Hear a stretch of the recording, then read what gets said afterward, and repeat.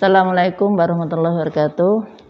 Anak-anakku yang tersayang yang ada di rumah selama PJJ, semoga anak-anak dapat mengikuti dengan baik dan sehat walafiat. Sebelum saya memberikan materi, maka kita bacakan ummul kitab dulu. Semoga ilmu kita bermanfaat dan paham atas semua materi yang saya sampaikan. Al-Fatihah. A'udzubillahi minasyaitonirrajim. Bismillahirrahmanirrahim. Alhamdulillahirabbil alamin, arrahmanirrahim, maliki yaumiddin. Iyyaka na'budu wa iyyaka nasta'in. Ihdinas siratal mustaqim. Shiratal ladzina an'amta 'alaihim ghairil maghdubi 'alaihim waladdallin. Amin. Ya, saya mulai untuk materi pembelajaran kelas 12, yaitu indikatornya adalah wilayah dan pewilayahan dalam konsep tata ruang. Indikator yang pertama adalah pengertian wilayah. Apa itu wilayah? Menurut Venner, wilayah merupakan suatu area yang digolongkan dengan melalui kenampakan permukaan bumi yang sama serta dikontraskan dengan area sekitarnya. Itu wilayah menurut Venner. Kemudian pengertian wilayah menurut Undang-Undang Nomor 47 Tahun 1997 mengenai Rencana Tata Ruang Wilayah Nasional. Wilayah merupakan suatu ruang yang merupakan kesatuan geografis dan juga segenap unsur terkait padanya, yang batas serta juga sistemnya itu ditentukan dengan berdasarkan aspek administratif serta aspek fungsional. Maksudnya begini, wilayah itu merupakan bagian permukaan bumi yang memiliki kesamaan karakteristik sehingga ada beberapa tujuan daripada pewilayahan. Ada 3 tujuan daripada pewilayahan. Yang pertama adalah mengurutkan dan menyederhanakan informasi sehingga dapat mengurangi kesenjangan sosial. Artinya mengurutkan dan menyederhanakan informasi mengenai keanekaragaman gejala atau fenomena di permukaan bumi.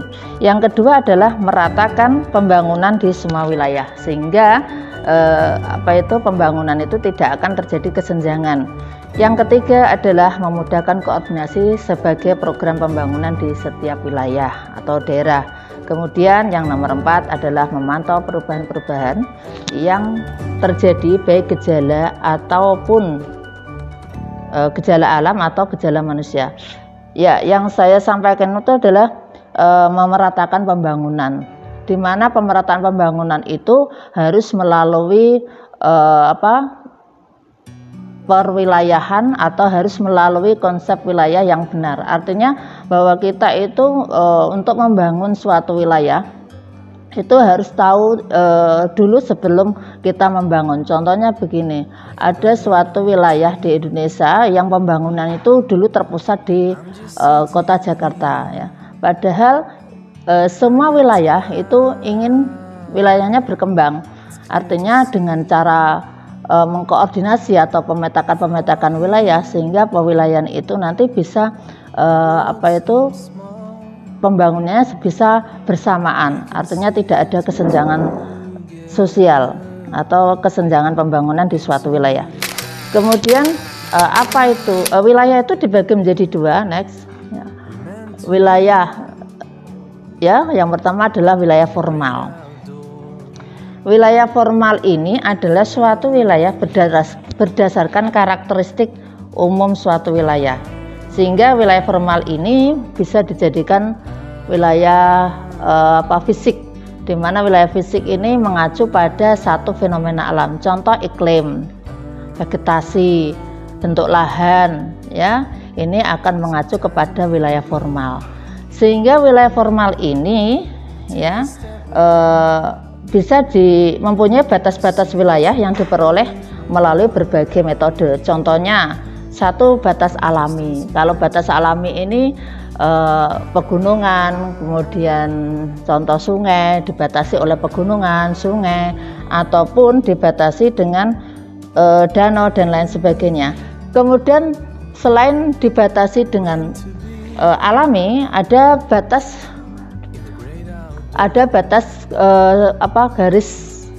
garis bintang dan garis lintang dan garis bujur. Kemudian kenampakan formal juga dibatasi kesamaan karakteristik sosial dan budaya. Ini yang membatasi adalah bahasa, suku, bangsa, dan identitas politik. Itu yang disebut dengan wilayah formal. Sehingga wilayah formal ini batasannya ada 3 macam. Yang pertama adalah batas alami, yang kedua adalah batas sosial karakteristik budaya, dan yang ketiga adalah batas garis lintang dan garis bujur. Ini yang akan mengaruhi adalah wilayah formal.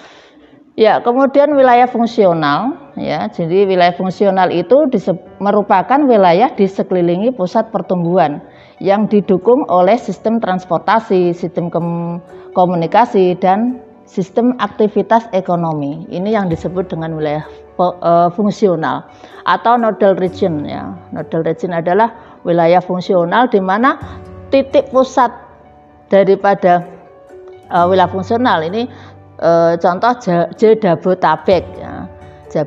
Jabodetabek ini termasuk wilayah fungsional. Dia termasuk wilayah yang hidrogen, tetapi wilayah itu mempunyai hubungan fungsional. Ya, next.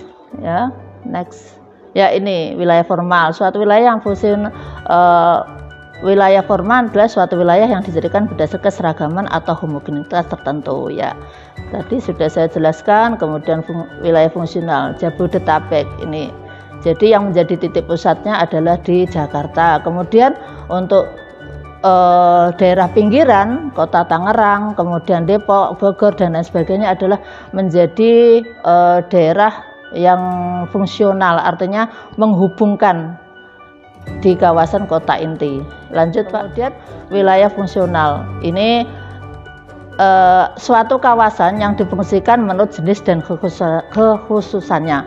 Suatu wilayah yang saling berhubungan satu sama lain, misalnya kota, kecamatan, dan kelurahan yang selalu berhubungan. Contohnya wilayah konservasi. Konservasi ini adalah wilayah yang dilindungi oleh pemerintah. Ini sebetulnya wilayah ini tidak boleh dibangun sesuatu. Contoh wilayah konservasi ini adalah cagar alam. Ini tidak boleh digunakan untuk pemukiman. Atau wilayah resapan air ini digunakan sangat penting sekali di kota besar, contohnya di Jakarta. Ini harus ada wilayah yang luas yang bisa digunakan sebagai resapan air. Kenapa? Alasannya untuk menanggulangi banjir. Kalau di kawasan kota tidak ada daerah resapan air, bisa terjadi banjir bandang. Kenapa? Karena di tanah itu tidak ada daerah resapan air atau air yang masuk ke dalam tanah, ya. Sehingga air itu larinya kemana? Ke sungai juga sudah tidak bisa, ya, karena sudah sudah banyak airnya, terlalu besar. Kemudian untuk wilayah penyangganya ini adalah wilayah Bogor. Umpamanya Jakarta banjir, ini yang menjadi wilayah penyangganya adalah kawasan Bogor, di mana hutan yang ada di Bogor itu jangan sampai hutan tersebut dirusak atau digunakan untuk digunakan untuk pemukiman penduduk. Ya, ini disebut dengan wilayah Bogor itu menjadi wilayah penyangga dari kota Jakarta. Ya, saya lanjutkan lagi. Ya, ini wilayah resapan air, ya. Betulnya ada berapa persen itu di Jakarta itu harus ada wilayah yang digunakan untuk resapan air, sehingga tidak terjadi banjir. Ya, lanjut. Nah, ini satwa liar, ini hutan lindung. Ini juga menjadi wilayah fungsional. Kenapa? Karena hutan lindung itu sangat penting sekali, ya. Selain fungsinya untuk hidrogenitas, iklim dan lain sebagainya, ini yang mempengaruhi adalah hutan. Sekali hutan rusak, itu satwa juga tidak bisa berlindung di kawasan tersebut, ya. Saya lanjutkan teks, ya. Ini termasuk kawasan Komodo. Ini dilindungi oleh pemerintah, ya, sehingga di situ tidak boleh daerah tersebut dirusak. Ini termasuk daerah lindung atau konservasi, ya. untuk melindungi hewan komodo. Ya, saya lanjut. Ya, pewilayahan. Apa yang dimaksud dengan pewilayahan? Pewilayahan adalah suatu proses penggolongan wilayah berdasarkan kriteria tertentu. Sehingga ada 5 klasifikasi penggolongan wilayah yang dilakukan secara formal maupun fungsional. Ya, sehingga dapat digolongkan menjadi 5 macam. Next. Yang pertama, natural region. Yang kedua adalah single feature region. Kemudian wilayah natural region ini adalah wilayah alami atau fisik. Contohnya saja tadi wilayah formal. Ya, wilayah formal ini menyangkut pada wilayah fisik, di mana dia hanya melindungi wilayah formal ini adalah wilayah fisik, di mana dia hanya mempunyai tiga macam kriteria. Yang pertama tadi garis lintang, kemudian sosial budaya dan lain sebagainya. Kemudian yang kedua adalah single feature region atau wilayah kenampakan tunggal. Teks, Mas. Ya, alamiah atau fisik tadi berdasarkan kenampakan alami seperti wilayah pesisir, kemudian pertanian, pegunungan dan kehutanan. Next. Ya, kemudian single feature region atau wilayah kenampakan tunggal berdasarkan pada satu kenampakan seperti wilayah berdasarkan iklimnya, hewan atau iklim saja. Contoh wilayah kutub utara. Ya, wilayah kutub utara tidak sama dengan wilayah iklim tropis. Alasannya apa? Karena alasannya adalah letak lintang. Ya, kutub utara itu berada di kalau di globe itu berada di paling atas ya. Ya, suhunya dingin, kemudian pakaiannya juga tidak sama yang berada di kawasan wilayah iklim tropis. Ini yang membedakan budayanya. Ya, kemudian wilayah iklim tropis ini selain suhunya juga tidak sama dengan kutub, maka budayanya pun juga tidak sama ya. Mungkin hutannya, vegetasinya kalau di daerah kutub itu hutan kerdil atau tumbuhan kerdil atau lumut ya, karena mungkin suhunya yang sangat rendah. Kemudian kalau di hutan tropis ini tumbuhannya besar-besar, tinggi-tinggi, kemudian daunnya juga sangat tebal ya, penyinaran matahari tidak sampai ke permukaan bumi. Itu disebabkan karena wilayah iklim tropis ini adalah penyinaran mataharinya setiap hari ada. Beda dengan daerah kutub utara. Kalau kutub utara itu penyinaran matahari hanya 150 hari, kalau tidak salah ya, 150 hari di kawasan kutub utara. Kalau di Indonesia karena iklim tropis ini setiap hari terjadi suatu penyinaran matahari sehingga tumbuhannya berbeda. Next. Kemudian yang ketiga adalah generic region ya. Wilayah berdasarkan jenisnya, didasarkan pada kenampakan jenis atau tema tertentu. Misalnya wilayah hutan tropis yang ditonjolkan hanya satu flora saja ya. Next.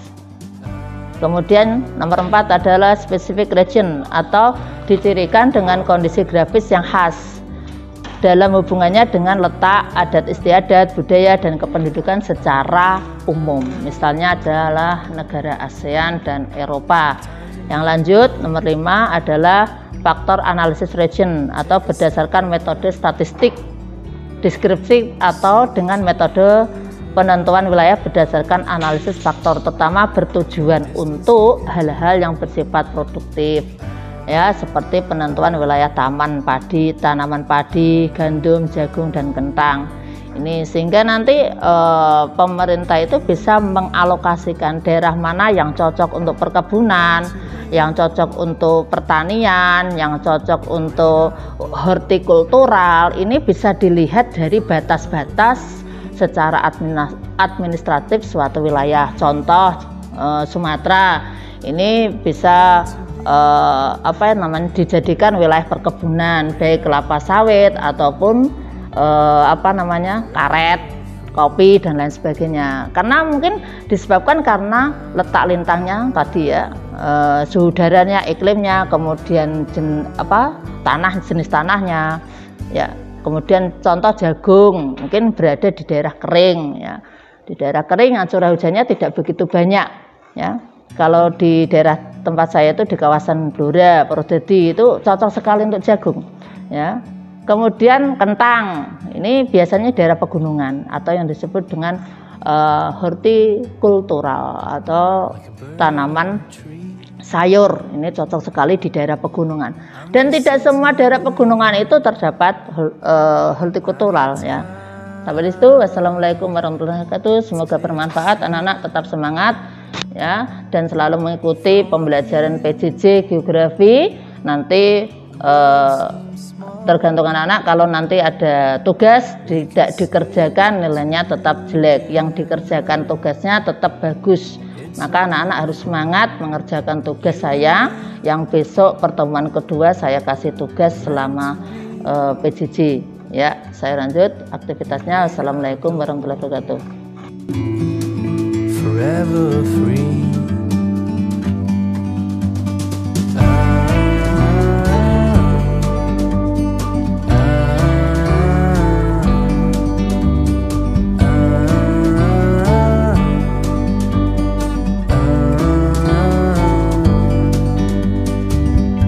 Sometimes you need to go take a step back